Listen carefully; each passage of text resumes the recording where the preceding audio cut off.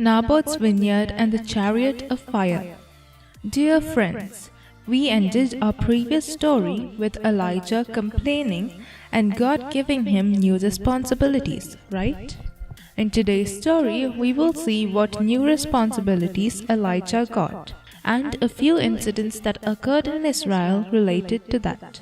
God talked to Elijah from his mountain, the mountain of Horeb.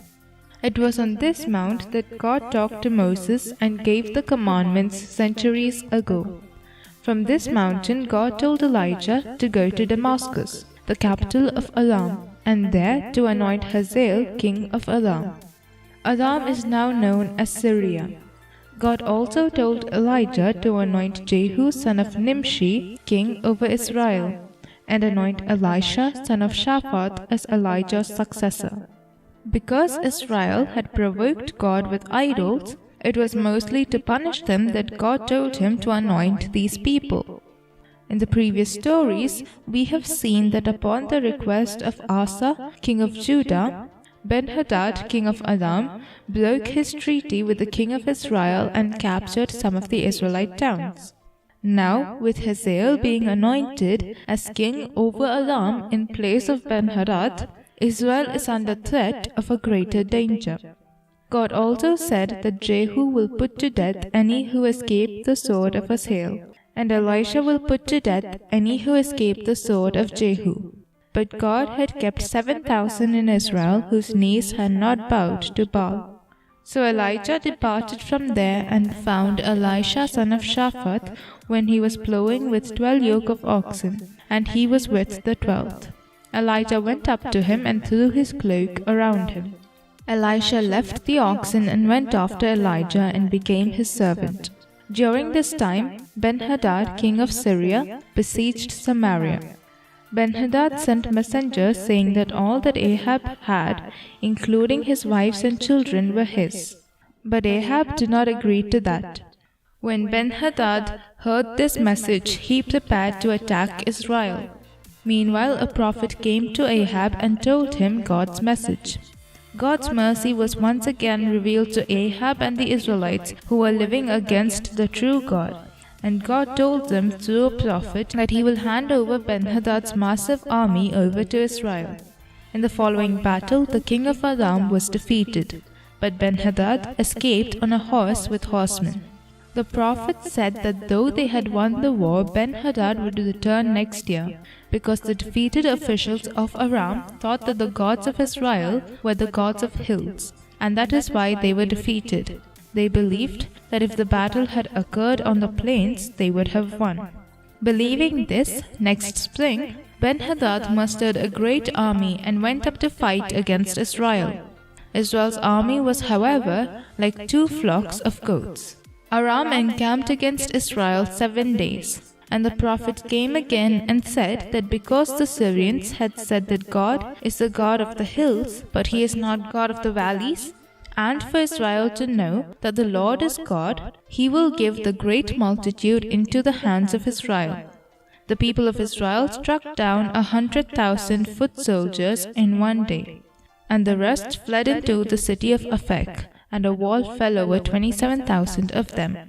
Ben-Hadad also fled and entered an inner chamber in the city. Then the servants of Ben-Hadad went to Ahab to plead for their master. Ben-Hadad said that he will restore the cities they captured, and that Ahab can establish bazaars in Damascus.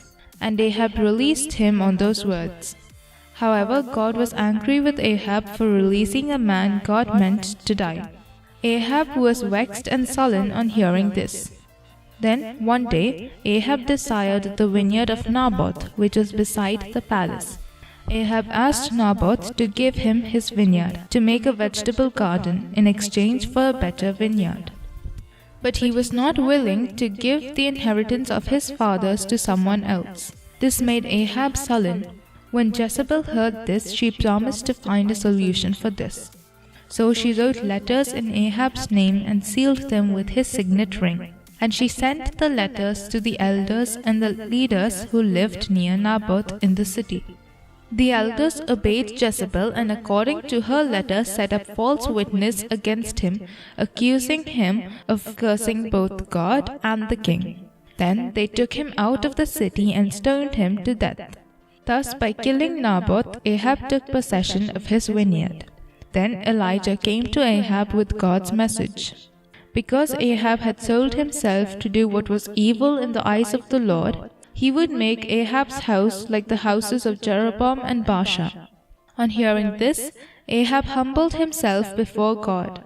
When God saw that, he said that instead of bringing about disaster during Ahab's time, he would bring it about during his son's reign. Jezebel, his wife, incited Ahab to sin against God. So God said, "Dogs will eat Jezebel within the walls of Jezreel." Following that, during a war that took place between Aram and Israel, Ahab asked for help from the king of Judah, Jehoshaphat. Jehoshaphat was the son of Asa. Jehoshaphat accepted Ahab's request. However, in that battle, a man drew his bow at random and hit the king of Israel between the pieces of his armor. Ahab, who was fatally injured, died in his chariot in the evening. Then Ahab's son Ahaziah became king. After the death of Ahab, Moab rebelled against Israel. After a while, Ahaziah fell through the lattice in his upper chamber in Samaria and lay sick. So he sent messengers telling them to go and inquire of Baal-zebub, the god of Ekron, whether he would recover from the sickness or not. Because he went to inquire of another god, while the true living God was in Israel, Ahaziah did not recover and died in his sickness. Since Ahaziah did not have children, Jehoram son of Ahab became king. And all this time, Elisha, whom God chose as Elijah's successor, worked faithfully. Elijah, knowing that his time was near, passed down to Elisha some of the responsibilities God had given him. Elijah understood that he would not die, but would be taken up to heaven alive. This was known not only to Elijah, but also to Elisha and other prophets. Then Elijah took Elisha and went to Gilgal. Elijah told him to stay there, while he goes on to Bethel because the Lord had called him there. But Elisha was not ready to leave his master. Then they went to Bethel, and Elijah intended to go to Jericho. But Elisha too went with Elijah. Elijah, who realized Elisha would not leave him, took Elisha and went to the edge of the Jordan. Then Elijah took his cloak and rolled it up, and struck the water, and the water was parted on both sides, and they passed on dry ground. On seeing Elisha's persistence, Elijah asked him what he could do for him before he left. Elisha answered that he wanted a double portion of Elijah's spirit. Elijah answered, "You have asked for a hard thing. Yet, if you see me as I am being taken from you, it shall be so for you. But if you do not see me, it shall not be so." As they talked, chariots and horses of fire separated the two of them, and Elijah went up by a whirlwind into heaven. When Elisha saw that, he took hold of his own clothes and tore them into 2 pieces. And he took up the cloak of Elijah that had fallen from him and stood on the bank of the Jordan. He struck the water with the cloak. The water parted and he crossed back. Thus, the miracle that his master Elijah did at the end of his ministry, Elisha did at the start of his ministry.